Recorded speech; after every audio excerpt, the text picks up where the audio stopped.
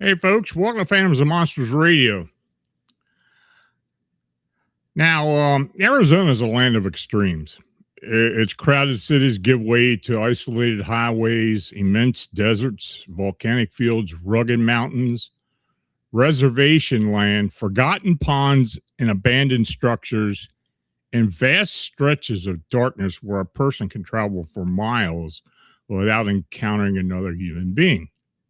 Now, for generations, witnesses throughout Arizona have reported unexplained lights, mysterious aircraft, cryptid animals, strange humanoids, enormous winged figures, and entities that seem to defy any conventional explanation. So tonight, we will examine 8 disturbing eyewitness accounts from across the state. These reports include an enormous wolf-like animal seen along the southwestern Arizona highway, a massive hairy humanoid that chased a moving car, an unidentified aquatic predator near an old fish hatchery, a centaur-like being east of Flagstaff, a flying humanoid over Laveen, 2 possible Skinwalker encounters near the Navajo Nation, and a daylight UFO landing outside Buckeye involving apparent non-human occupants. Several eyewitnesses used culturally specific terms, including Skinwalker, to describe what they believe they encountered. Those descriptions represent the witnesses' personal interpretations. They should not be understood as definitive statements about Navajo beliefs, traditions, or ceremonial practices. These stories remain unverified eyewitness accounts. Some may have natural explanations. Others may involve misidentification, folklore, psychological interpretation, or phenomena that just remains unknown. Listen carefully, consider the details, and decide for yourself. This is Unexplained, Arizona. Now, our first report begins in a small border town in southwestern Arizona. The witnesses were a young couple who had spent the evening driving around, listening to music and talking. At approximately 1 o'clock in the morning, they decided to return home. Now, what they encountered beside the road left both of them deeply disturbed. The witness states, "I live in a small border town in southwestern Arizona. There's not much to do around here, so one of the ways people pass the time is just by driving around, listening to music and talking. Now, about a week before I submitted this report, My girlfriend and I went on a date. Now, afterward, we continued cruising around until approximately 1 o'clock in the morning. Eventually, we decided to call it a night, and I started driving her home. Now, as we traveled along the road, we both noticed an enormous four-legged animal standing near the shoulder with its back towards us. Its fur looked coarse and unkempt, with a dark grayish coloration. Because mountain lions are occasionally seen in the region, my first thought was that it might have been an unusually large or possibly injured cougar. I slowed the car down so we could get a better look. That was when the animal turned around and faced us. The moment I saw its head, I knew it was no mountain lion. It had the most ferocious and terrifying face I'd ever seen. Its muzzle was long and narrow, similar to that of a wolf. Its mouth was open, exposing several large, sharp-looking teeth. The creature appeared to be hunched over, causing its back to rise prominently. The fur along the body was standing on end, much like a frightened or threatened cat. When the headlight struck its face, its eyes reflected a bright orange color. There was something especially disturbing about its expression. Although the eyes glowed in the headlights, it appeared dead and lifeless. I did not wait to see what it would do next, so I stepped on the accelerator and got us away from the area as quickly as possible. Now, for several moments, neither of us spoke. We were both in shock. Finally, I asked my girlfriend whether she had actually seen the creature or whether it was something I was imagining. She confirmed that she had seen it. Without being prompted, she gave the same description that I had: a massive wolf-like animal with rough, dark gray fur, a long muzzle, large teeth, hunched posture, and orange reflecting eyes. Now, afterward, I began researching wolves native to Arizona. However, the animal we encountered seemed far larger and more physically imposing than any wolf, coyote, or domestic dog I had ever seen. Its size, appearance, and overall presence did not seem natural. And to this day, my girlfriend and I remain amazed and deeply unsettled by what we witnessed beside the road. We still do not know what it was. Was it an unusually large natural animal, an undocumented predator, a cryptid, or something with a more supernatural origin? There's not enough evidence to make a definitive determination. I will leave that question for the audience to decide. Now, the couple's decision to slow down gave them a better view, but it also brought them closer to something they just couldn't identify. Our next witnesses were also traveling along an isolated road at night. Their encounter, however, did not end when they drove past the creature. It began chasing them. Now, this encounter reportedly occurred sometime in the late 1970s. The witness was a teenager returning from a party with her boyfriend. They were driving along a deserted country road near the backside of a lake. Now, the surrounding area consists of cattails, brush, scattered farms, and numerous curves that prevented them from traveling at high speed. So the witness states, my boyfriend and I were driving home late at night after attending a party. We were traveling along a deserted country road near the backside of a lake. There were no homes along the particular stretch of road, and because the roadway contained numerous sharp curves, we just could not travel very fast. So as we rounded one of these bends, we suddenly saw an enormous creature standing beside the road. It was approximately 8 feet tall and completely covered in hair. Now, at the time, I knew nothing about Bigfoot. I had never seriously considered that such a creature might exist, so I had no way to process what I was seeing. Now, my first thought was that it appeared to be part human and part ape, and what I wondered whether it could be someone wearing a costume. But it was far too large, and what happened next made that explanation seem impossible. My boyfriend immediately shouted, "Lock the doors, lock the doors." The car had manual door locks. I quickly locked the door beside me, but I was so terrified that I couldn't turn around to lock the rear passenger door. I was completely frozen, and as the car continued through the curve, the creature began running beside us. We were traveling at approximately 45 miles per hour, yet it had no difficulty keeping pace. It was only a few feet from my window, matching the speed of the car while reaching toward the door handle. It appeared to be trying to open the door. My boyfriend kept shouting that we needed to get away, but because of the bends in the road, we just could not immediately accelerate. Now, for several terrifying moments, the creature remained directly beside the car. And when the road finally straightened, my boyfriend stepped on the accelerator. We tore away from the area as quickly as possible and eventually left the creature behind. Neither of us could believe what had happened. The entire encounter felt like a nightmare, but we both had seen the same thing. And when I arrived home, I told my family about the incident. My sister immediately said, "It was a Bigfoot. It was a Bigfoot." Until that moment, the possibility had never occurred to me. I had simply been trying to understand what kind of massive human-like animal would emerge from the woods, chasing a car in an attempt to open the door. I was later asked whether I had seen the creature's face. And when we first rounded the curve, the car slowed beside it, and the creature was standing nearly eye to eye with me. But I was so frightened that I just couldn't focus on the facial features. Once it began chasing us, I could think only about escaping. I could not even turn around to lock the rear door. The creature was running beside the car only a few feet away, reaching toward the handle. And my boyfriend kept saying, "We have to get out of here. This is horrible." You never expect to encounter something like that, especially in an isolated country road in the middle of the night. But whatever it was real. And it's something I have never forgotten. Now, the creature in that account displayed speed, intelligence, and apparent interest in gaining access to the witness's vehicle. Now, our next report also describes an unidentified animal that seems unusually intelligent. This creature did not chase a car. It followed two people through the darkness as they attempted to escape from an isolated mountain pond. Now, a woman and her fiance were night fishing in the mountains of Arizona at an old fish hatchery that had been converted into privately owned ponds. They had only been there a few minutes when something began moving through the vegetation around them. The witness states, "My fiance and I live in the mountains of Arizona, and we went night fishing at an old fish hatchery that is now privately owned. We had only been there for a couple of minutes when we began hearing something rustling around the pond next to us.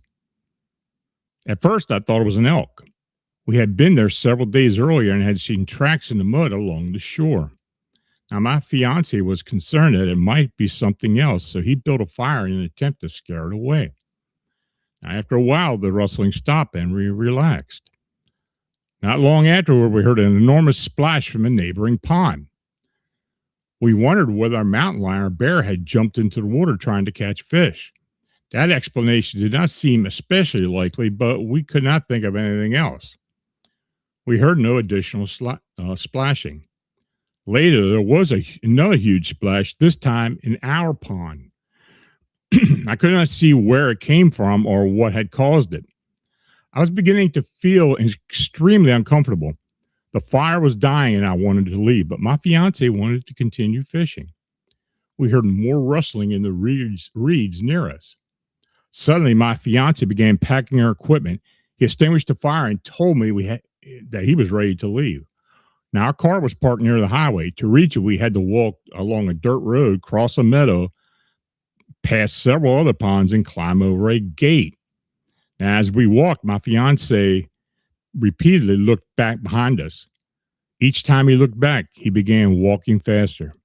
He told me that he thought there was a bear near the ponds. I was frightened and refused to look behind us. But by the time we were nearing the car, I was almost jogging to keep up with him. He kept saying, "Once we get over the gate, we'll be fine." When we finally reached the car, he continued staring across the meadow. He remained nervous until we were driving away. I asked whether he had seen a bear. He replied, "I don't know what it was, but it wasn't a bear." Then he described the animal he had seen standing near the pond. He said it was approximately the size of a bear, but it resembled a combination of a dog and a crocodile. The creature appeared scaly and had eyes that were almost entirely black. He said the animal looked directly at him and seemed to be studying him. He felt that it was extremely intelligent. As we were leaving the ponds, we first saw it sitting on the top of the hill watching us. The next time he looked, it had moved down the hill. And after that, he saw it in the field, still following us. Now, the final time he looked, it was walking along the road behind us. He said it moved the way a cat moves when stalking its prey. That was when he began talking about reaching the gate. He was also concerned because our lantern was beginning to dim. I had never seen him so frightened. When we returned home, he searched online for reports of large alligator-like dogs and found references to a creature sometimes called doyachu. The descriptions seemed remarkably similar to what my fiance had described. We also wondered whether the second splash in our pond might be the cause of another creature. My parents suggested returning in daylight to search for tracks, but my fiance refused. He swore that he'd never go back there again. Now, I know this story sounds unbelievable. I also know that the creature we found online is associated with legends from another part of the world. But I believe my fiance saw something that night. I do not know how to explain it, and he was convinced that whatever followed us intended to attack. Now, reports of unknown animals are often compared to creatures from established folklore. Those comparisons do not prove an identity, but they give witnesses a vocabulary for describing something they just cannot otherwise name. Now, the next witness used a word that seems almost impossible in a modern Arizona setting. They described the being as a centaur. Now, this account was related through a family connection and concerns 3 construction workers traveling east of Flagstaff near Leeup. The encounter reportedly occurred approximately 20 miles outside of Flagstaff in an area marked by hills, cinder cones, and long descending stretch of highway. It was late at night, and the oldest of the 3 men was driving. The witness source states, one of my cousin's brother told me this story. He works in construction, and he told me about 3 men he works with. This happened east of Flagstaff on the road toward Leeup, possibly around 20 miles outside of the city. The area contains numerous cinder cones and hills. There is a section of highway that descends along the long incline. The 3 men were driving out of Flagstaff late one night, and the oldest man behind the wheel. And as they traveled down the hill and reaching approximately a halfway point, something suddenly leaped into the center of the highway. All 3 men described it as a centaur, half man and half horse. They said the being was enormous, standing approximately 7 to 8 feet tall. It had long hair, a hard and hateful-looking face, and it held a wooden club in one hand. Now, the creature did not appear confused, lost, or startled by the vehicle. It appeared angry. The witnesses described it as mean and evil. The driver panicked and swerved off the highway. The truck rolled. All 3 men managed to crawl from the wreckage, but the older driver began suffering what appeared to be a heart attack. They called 911 and were transported to Flagstaff Medical Center. Now, they did not tell the medical personnel what they had caused the crash because they believed no one would accept their account. The older man eventually recovered, and afterward, the 3 witnesses repeatedly discussed what they had seen. Each man gave the same description, and each man remained convinced that the being was a centaur. Now, my cousin later spoke with Navajo medicine man and asked him about the creature. And according to my cousin, the medicine man told him that the story was true. He repeatedly said that 7 of these centaur beings had been seen over the years. He also said that the long-haired one described by the witnesses was the evil or aggressive one. I had heard similar stories when I was younger, but I never knew what to make of them. And after hearing what happened to those 3 men, I began taking these stories more seriously. Now, my cousin said that all 3 witnesses remained traumatized by the encounter. They swore they would never again travel that highway at night. Now, an unexplained figure standing in a highway is frightening enough, and a figure that appears capable of flight presents an entirely different mystery. Our next account occurred in a residential neighborhood near Phoenix, where 3 members of the same family saw an enormous humanoid form pass directly in front of them from in front of their dining room window. On May 21st, 2014, at approximately 7:30 in the evening, a husband and wife and their 17-year-old daughter were eating dinner at their home in Laveen, Arizona. They were seated near a large sliding glass door overlooking the backyard. The witness states, without warning, something enormous passed directly in front of the glass. My daughter noticed it first. She said that from the corner of her eye, she saw a large brown mass swoop past the window. She couldn't make out any specific features, but whatever it was appeared large enough to momentarily cover most of the visible window area. I saw it at nearly the same time, and at first it also appeared to me as a brown mass. And as I turned toward it, however, I thought I saw what looked like a pair of long, powerful legs descending past the window. The figure swooped downward toward the spray from the backyard sprinklers and continued west. My wife had the clearest view because she had been facing the sliding glass door directly. She said that what passed the window looked like a human figure in flight. Now, according to her, the body was dark brown and positioned horizontally as if the person were lying face down in the air with both arms held tightly along the side of the body. She estimated that the figure was approximately 6 to 7 feet tall or long. What made the sighting even more extraordinary was its wingspan. She believed the wings extended to at least twice the length of the body. The moment it disappeared from view, I jumped up, ran to the sliding door, and rushed outside. I searched the backyard and the surrounding sky, but I could not locate the figure. I also saw no large bird or other animal that might have explained what the three of us had witnessed. Now, later that night, my wife and I heard something else. From somewhere in the backyard came an unmistakable sound of large wings flapping. I looked through the bedroom window but saw nothing unusual. The sound did not stop after that night. For nearly a month following the sighting, we occasionally heard heavy flapping noise coming from the backyard. And each time we attempted to locate the source, we were never able to see whatever was making them. We never witnessed the flying figure again. And to this day, we have no explanation of what passed directly in front of our home that evening. Now, the three family members witnessed the initial object, but the mystery continued through the repeated sounds from the backyard. Now, our next witness was alone in his observation. He was riding through northern Arizona on a school bus when a humanoid figure emerged from the desert, matched the speed of the vehicle, and appeared to transform before his eyes.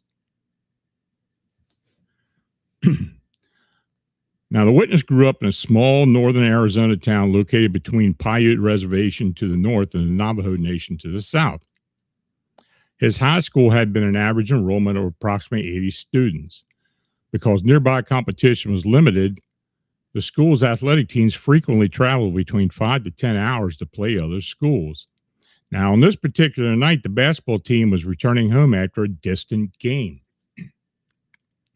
The school could not afford hotel rooms, so the students faced an overnight journey lasting nearly 12 hours. So the witness states, I was the only male senior on the basketball team that season. After finishing our game, we boarded our old school bus, which everyone called Big Blue, and started the long trip home.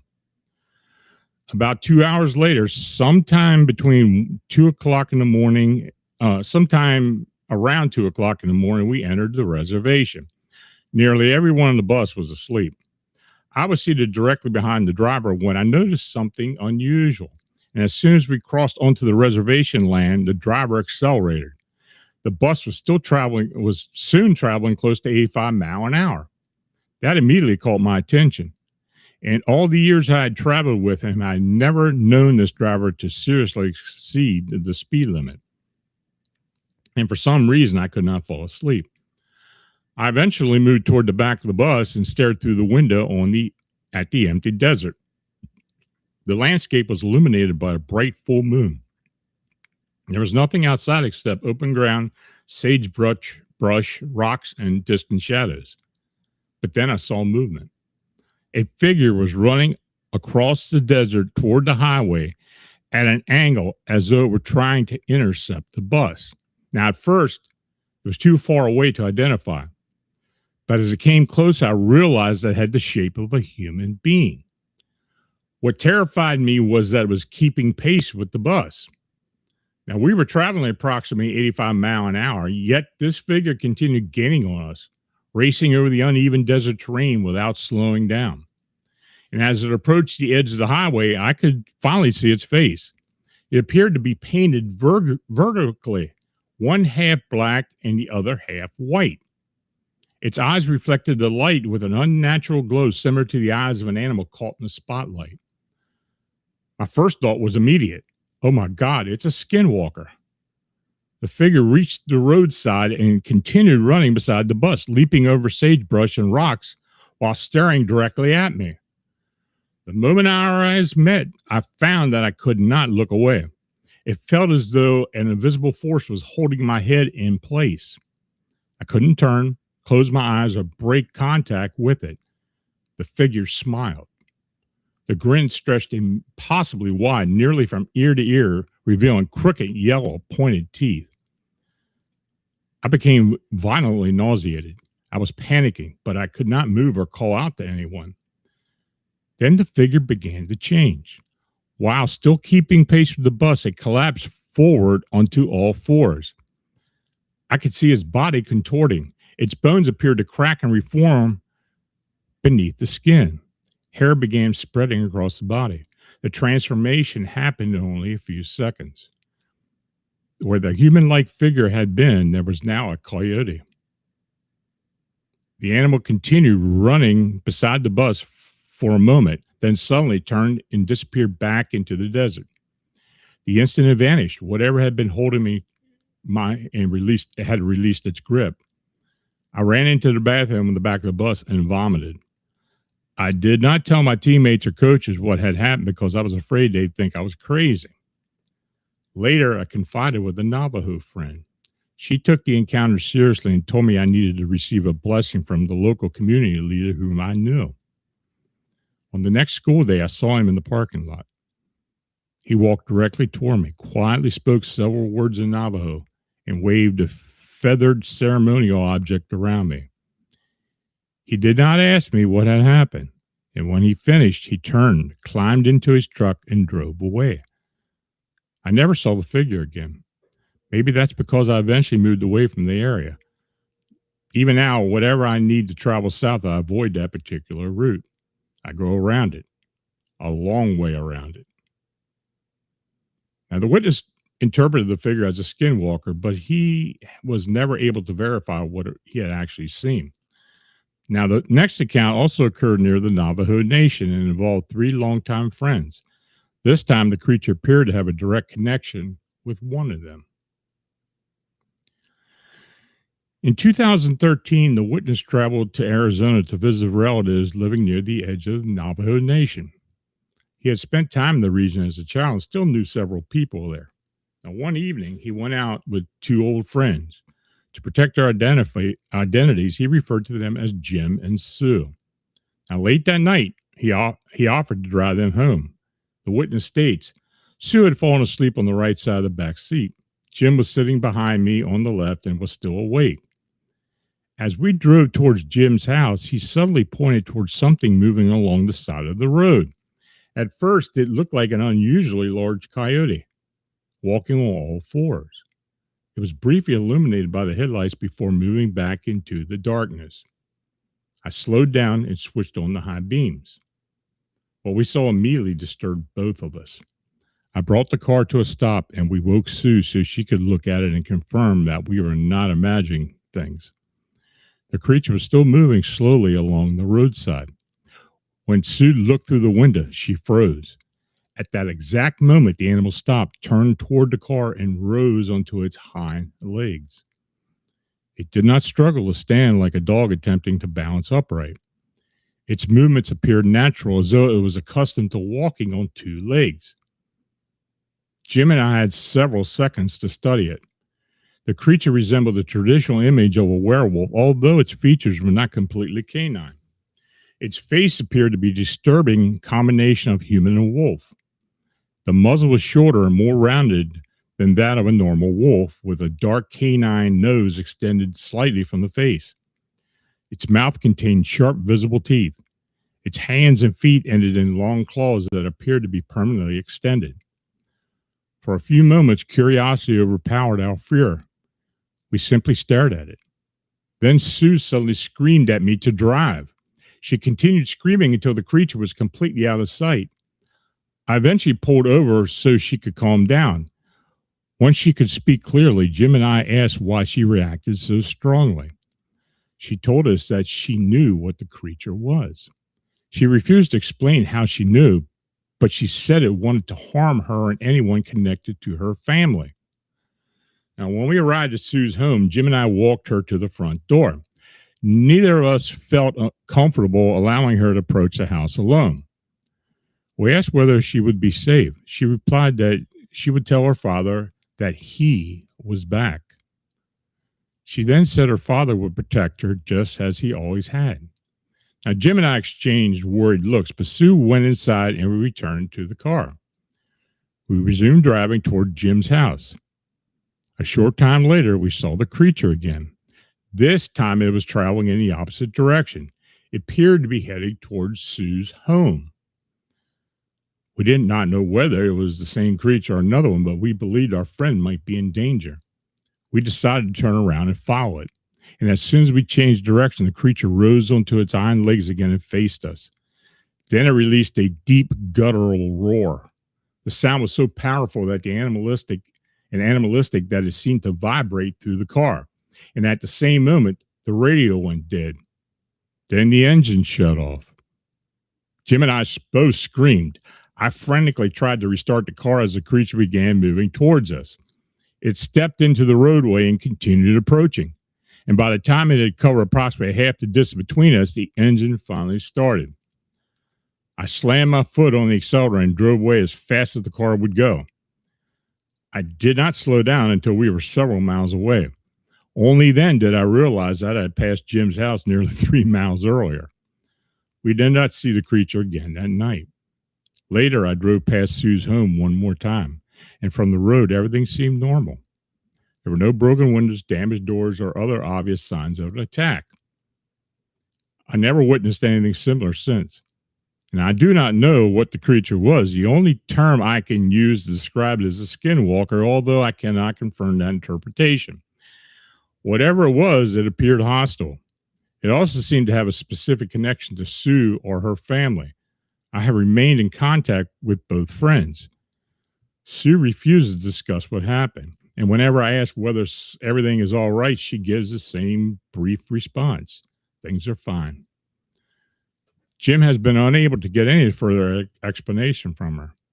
Even after all these years, I remain concerned for her and for the people living in that area. Now, the first 7 reports involve creatures, humanoids, or figures encountered on the ground or in the air. Now, our final case is somewhat different. It occurred in daylight. The witness observed the event from an elevated position with an unobstructed view.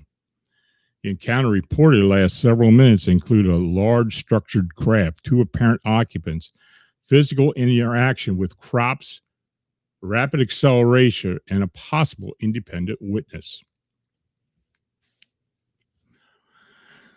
On June 15, 2017, an electrical worker was repairing overhead lines near a substation along Old Highway 80 outside of Buckeye, Arizona. It was approximately 4:30 in the afternoon. The witness was working about 35 feet above the ground in a bucket of a utility truck when a large shadow passed over him. He looked up. The witness states, "I saw an enormous object flying overhead. The craft was cigar-shaped, gunmetal gray, and at least 60 feet long. It was almost completely silent. The only noise I heard was a faint rushing or whooshing sound as it descended toward the field across the highway. Now, from my elevated position, I had an unobstructed view as the object came down. It appeared to stop a few feet above the field rather than resting directly on the ground. It simply remained there, hovering silently. For approximately 3 minutes, nothing happened. Then a section of the craft opened roughly 10 feet behind what appeared to be its nose. A ramp extended toward the ground. About a minute later, two figures emerged. At first, they looked like small children. However, as I watched them descend the ramp, I realized that their proportions were unlike those of normal human beings. Each figure stood approximately 4 foot tall. Their bodies were extremely thin, almost emaciated, with frail arms and legs. Their heads were disproportionately large and appeared almost too heavy for their narrow bodies to support. Both wore dark blue one-piece uniforms, and the garments extended to the wrist and ankles. The first figure walked down the ramp and waited near the bottom until the second joined it. They then moved together toward the crops growing in the field. Now, I was positioned approximately 40 to 50 yards away across the highway. From the bucket truck, I could see them moving between the plants. They appeared intensely interested in the vegetation and seemed to be collecting or examining samples. They apparently had not noticed me. Trying to obtain a better view, I slowly raised the bucket a little higher. I continued observing them for approximately 6 minutes as they walked through the field. Then a tan-colored SUV approached along the highway. The driver apparently saw the crab because the vehicle suddenly came to a screeching halt. The driver then shifted into reverse, apparently attempting to get another look at the object in the field. The noise and the movement immediately attracted the attention of the two figures. They looked toward the highway. That was when they also noticed me in the bucket truck. Both figures turned and ran toward the craft at an unbelievable speed. I had never seen anything move that quickly. They raced up the ramp and disappeared through the opening. The hatch closed immediately behind them. Once it was sealed, there was no visible outline, seam, or indication that an opening had ever existed. The surface of the craft appeared completely smooth. The object then rose rapidly from the field, throwing a large cloud of dust into the air below it. It stopped and hovered above the ground for approximately 10 seconds. Then it accelerated toward the west. It moved faster than any aircraft I had ever seen and disappeared from the view within moments. I remained in the bucket, staring in the direction it had gone, until the driver of the SUV called up to me. "Did you see that thing too?" I shouted back that I had. I lowered the bucket and climbed out of the truck and spoke with the man for approximately 10 minutes. We were both stunned by what we had witnessed. I had seen many unusual things while working in the Arizona desert, but I had never seen anything like that. It was the first unidentified crab that I'd ever witnessed.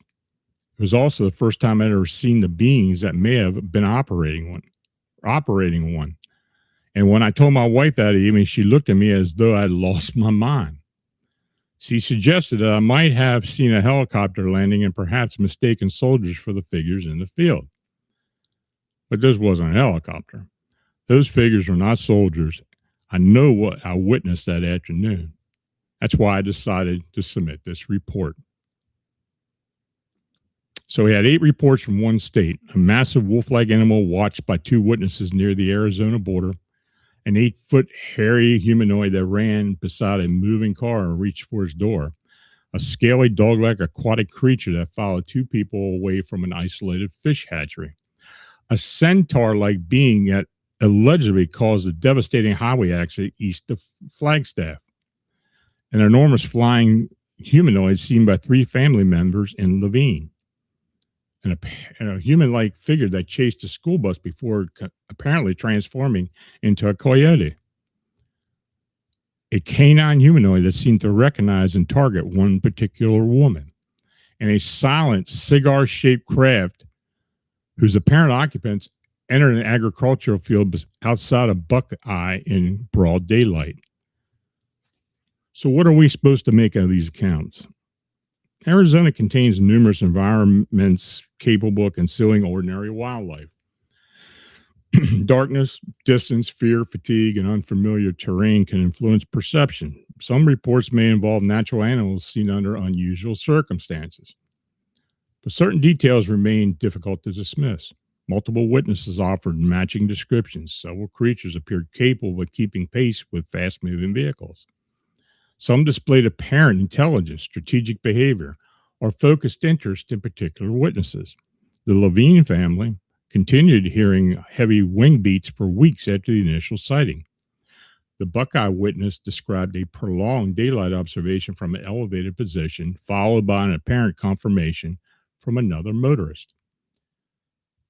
There's no physical evidence presented in these reports that allows us to determine exactly what occurred.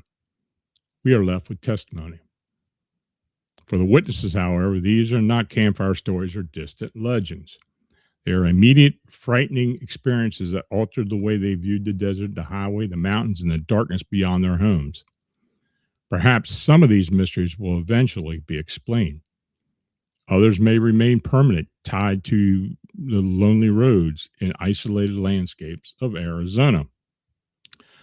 This has been Unexplained Arizona. Now, please subscribe to Phantoms of Monster Radio, activate notifications, share these presentations with others interested in the unexplained. And if you experience something unexplained in Arizona or anywhere else, I encourage you to document every detail you remember. Even details that initially seem insignificant may become important when compared with other reports. And you can submit your account to Phantoms of Monsters. Witness confidentiality and anonymity will be respected when requested. If you send a chat donation this evening, your consideration is very much appreciated. Your support helps us continue documenting witness testimony, investigating unusual incidents, and preserving these accounts for future research. So, saying that, let's start the Q&A.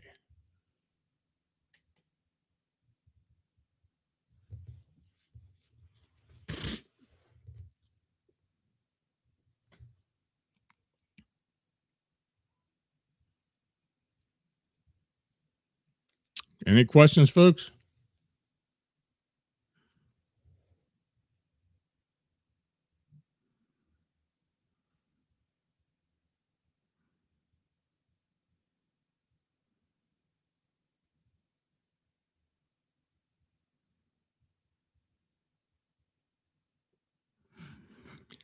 Dynamic, the Mongolian monster is Arizona's version of Sasquatch. Yes, it is. Yes, it is. Pretty well known, too. I had possible Mongolian sightings, but none that I could really determine to be what, the same creature a lot of people have seen and reported. Lala Bright, could Arizona's Dogman and Humanoid reports represent different versions of familiar earthly life existing in another realm or reality? Well, of course. I mean, there are enough sightings to believe that these things are regularly seen. The Dogman, I guess you can say different regions have a different type of description. Of course, being in that area near the Navajo and other nations, Indian nations, the Skinwalker thing always comes up, but though 9 times out of 10, it's nothing to do with the Skinwalker. So,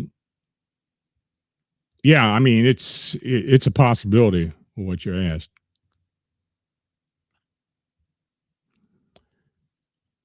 And note to Hulk, do you have any info on domes of light?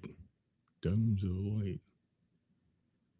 In what context? You talking about just UFOs or saucer-shaped lights or what? Dagnama, what part of Arizona are Skinwalkers in? Mostly northern. The Navajo Nation takes up most of northern to northwest Arizona and goes down into the Chuska Mountains area. It's an area. I mean, that reservation's huge. It runs into New Mexico. It's got a few decent sized cities in it, but it's a huge area, and it's got mountains and plateaus and mesas and everything. Rivers through it, so it's a lot of room there. But that's where it's mostly located at. Saw different colors that were different sizes. Oh, no, I don't. I really don't. Or can't think of offhand.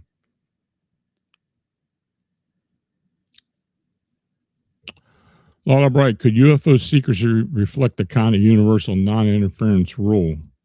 And if so, who or what would enforce it? Well, that's a big question there.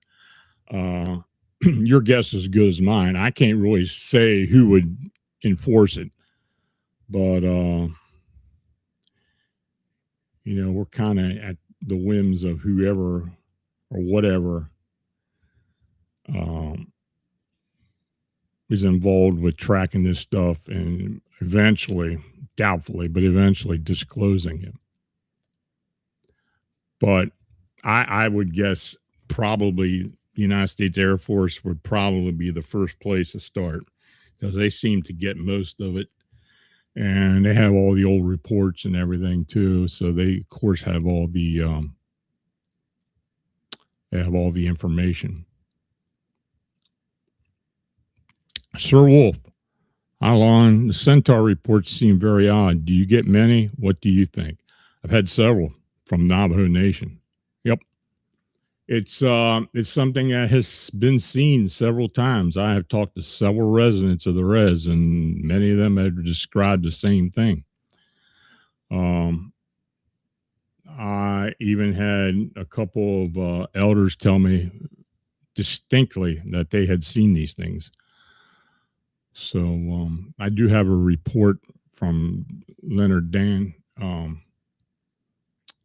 as well as from what J.C. Johnson had told me about and some of the sightings they've had. It's an older report, but I can probably post it in some time and update it. But no, Centaur reports are not unusual. We have had several over the years. Sir Wolf, they cloned Dolly the sheep in the 80s. Do you think they're playing God and creating centaurs and dogman? Who knows? Who knows? You've heard the same speculation that I had. Look, there's a lot of facilities in the Southwest, in Arizona and New Mexico. We don't know what's going on there. There have been conjecture about underground facilities that are connected together throughout the American Southwest. So, but your guess is as good as mine. I have no idea what's going on, but some of the stuff that people see, I don't know, it just doesn't seem like this would be natural, and it may have some involvement with others. So, I don't know. Lala Bright, why would a technologically advanced intelligence keep taking biological samples from Earth over and over again? Well, maybe that's not what they're there for. I have thought for a long time that these so-called biological samples and such are used not for the most part, hybridization and other experiments with humans. I think it's, again, and I have talked about this countlessly, that their agenda is to find and recover what they have lost through their evolution as humans, maybe closer to us. I think these beings, look, I think the humans are a universal species. I really do. And I think all these civilizations eons ago and that continue on have all either, I don't know, metamorphosized or evolved from humans, or maybe there's something else to it. I don't know. All I can do is tell you my speculation through the evidence I have received over the years. And it's all anecdotal, so I have no positive or no physical evidence to really make a determination what's going on. It's something I've been thinking about for the last 45 years. So, we're going to have to keep doing that for a while until we finally figure out what is going on.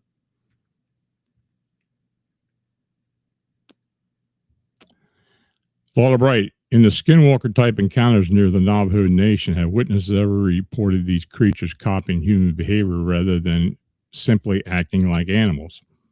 Well, first of all, the Skinwalker is a human. It's a witch. It's a Navajo witch, usually male, but they can be both. It usually involves, according to the lore of the Navajo Nation, it involves a curse, a revenge type thing, where it would just certain people seem to be cursed for whatever reason, or they did something, and either someone has this witch following them or making life miserable for them. It is, by lore, a manifestation and a physical changing being or ship-shaping being through magic. So take it for what it's worth, but that's the story. And it has nothing really to do with any type of regular creature or regular animal or even a cryptid.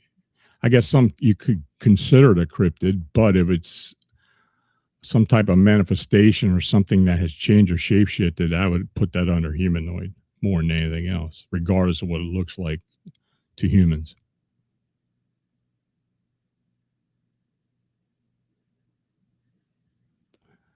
Anything else, folks?